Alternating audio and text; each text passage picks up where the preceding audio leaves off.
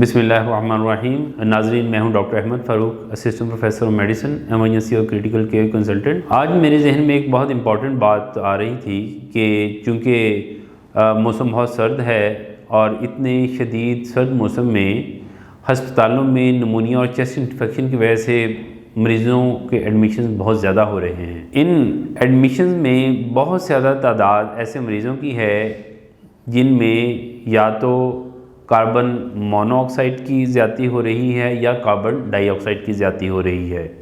Carbon monoxide और carbon dioxide ये दो जहरीली गैसें हैं, इनकी ज़्यादती के ऊपर बात करते हैं।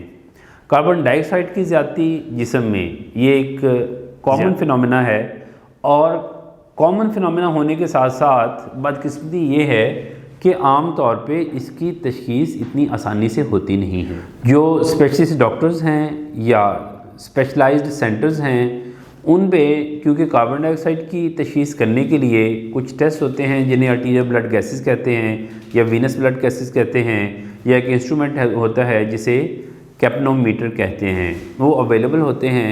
जब ये इंस्ट्रूमेंट्स उधर अवेलेबल होंगे तो जाहिर है इस तरह के मरीज़ों की तशख़ीस करने के लिए उन्हें आसानी होगी।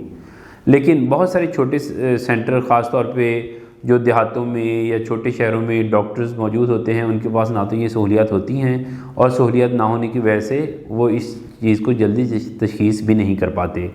बुनियादी तौर पे जब किसी भी मरीज़ को निमोनिया होता है, चेस्ट इन्फेक्शन होती है या सांस की और दूसरी बीमारियाँ चल रही होती हैं तो उनमें कार्बन डाइऑक्साइड की ज़्यादती किसी वक्त भी हो सकती है।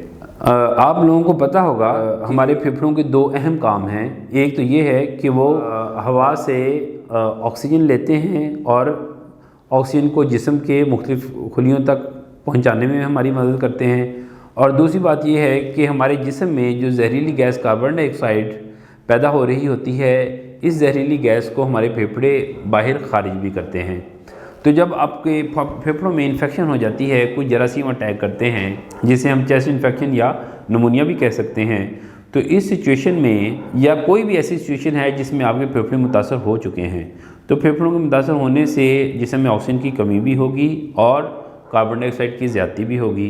अब बाज़ दफ़ा इधर कुछ डॉक्टर्स या पैरामेडिकल स्टाफ समझने में क्या गलती करते हैं कि बाज़ दफ़ा मरीज़ के जिस्म में ऑक्सीजन की कमी इतनी नहीं होती, जब वो ऑक्सीजन चेक करते हैं तो ऑक्सीजन पूरी होती है। लेकिन ऑक्सीजन पूरी होने के बावजूद आपके लंग्स अफेक्टेड हैं, हो सकता है वो सिर्फ कार्बन डाइऑक्साइड ही को वाश आउट करने में फ़ेल हो रहे हों, तो जिसमें में कार्बन डाइऑक्साइड की ज़्यादती होना शुरू हो जाती है। तो इसलिए अगर आपके लंग्स अफेक्टेड हैं तो ऑक्सीजन पूरी भी हो सकती है लेकिन इसके बावजूद जिस्म में कार्बन डाइऑक्साइड की ज़्यादती होगी। तो इसे चेक करने के लिए फौरी तौर पे आर्टीरियल ब्लड गैसेस का टेस्ट किया जाता है जिसमें कार्बन डाइऑक्साइड चेक की जाती है। अगर वो ज़्यादा हो तो इसका क्या सलूशन है? फौरी तौर पे बाईपैप मशीन या सीपैप मशीन जो कि हॉस्पिटल में आमतौर पे रखी जाती है, आप इसे घर में भी रख सकते हैं या इस्तेमाल कर सकते हैं, लेकिन घर में इस्तेमाल करने से पहले आपको डॉक्टर से मशवरा करना होगा और इसके तरीक़ाकार को समझना होगा। हॉस्पिटल में बाईपैप या सीपैप मशीन फौरी तौर पर लगा दी जाती है। अगर मरीज़ कोमे में हो या ज़्यादा बेहोश हो तो फिर ज़्यादा बेहतर ये रहता है कि पेशेंट को वेंटिलेटर के साथ अटैच कर दिया जाए।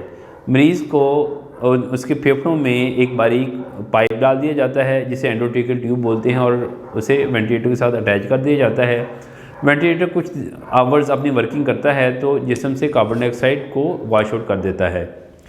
याद रखिएगा, जिनमें कार्बन डाइऑक्साइड की ज़्यादती हो बाईपैप मशीन से या वेंटिलेटर से, इन मरीज़ों में बेहतरी का चांस बहुत ज़्यादा होता है और चंद घंटों में मरीज़ अपनी आंखें खोल देता है। 1-2 दिन में मरीज़ उठ के बैठ जाता है और वो घर जाने के काबिल भी हो जाता है।